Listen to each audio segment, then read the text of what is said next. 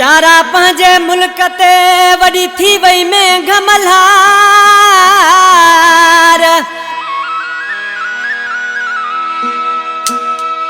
ओ प्यारा पंहिंजे मुल्क ते वॾी थी वई में घमलहार।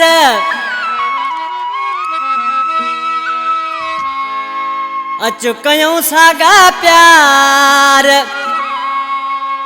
ए जाज़ली नुहराणी चवे।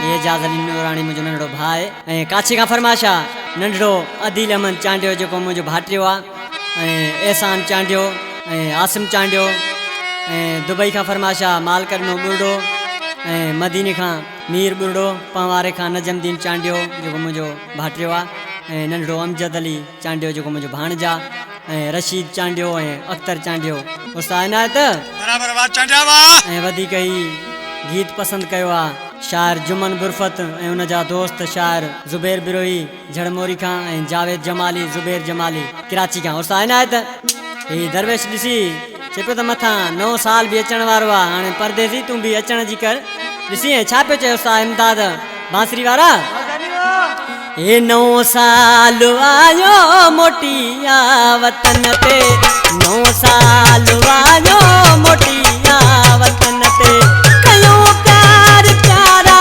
पुराण ने पटन ते कयो प्यार प्यारा पुराण ने पटन ते 9 साल आयो मोटिया वतन ते 9 साल आयो मोटिया वतन ते।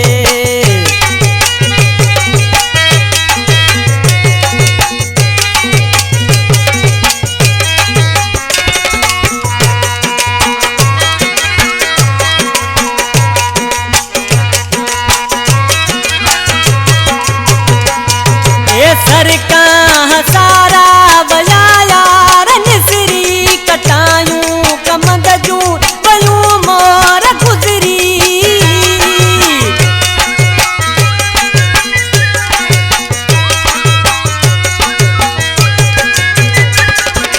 सरका सारा बजाया रनसरी कटायूं कमंद जूं वयूं मोर गुजरी। नहीं गडू मिठा वजू तू सागे बनन ते नहीं गडू मिठा वजू तू सागे बनन ते 9 साल आयो मोटिया वतन ते 9 साल आयो मोटिया वतन ते।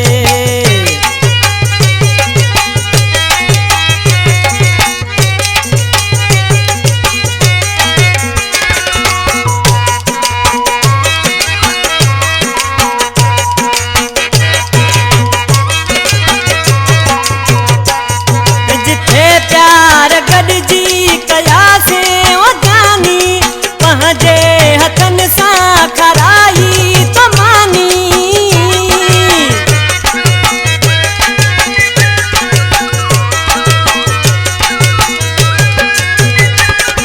जिथे प्यार गॾजी कयासे ओ जानी पंहिंजे हथन सां खराई तो मानी।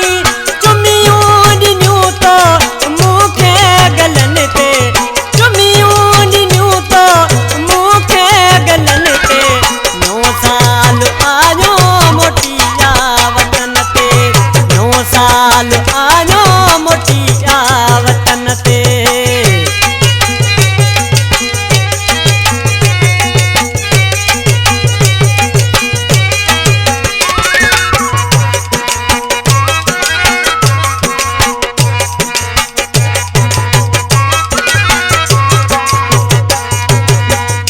गानो आ मुझो भा अदा सिकंदर छुटो जेको सऊदी अरब ताइफ में रहंदो आ मुझी पसंद जो शायर आ ॾिसी छा पियो चए ओ सिकंदर जी तो खां सवाना सरे थी छुटे खां छो जानी वए तू परे थी।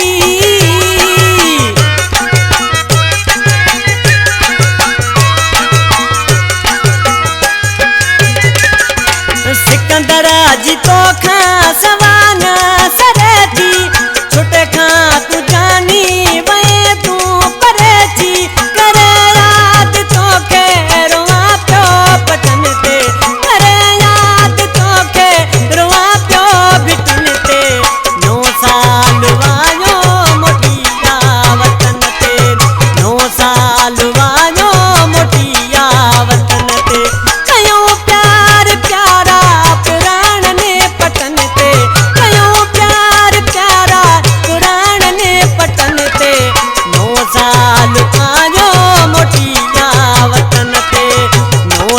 आलू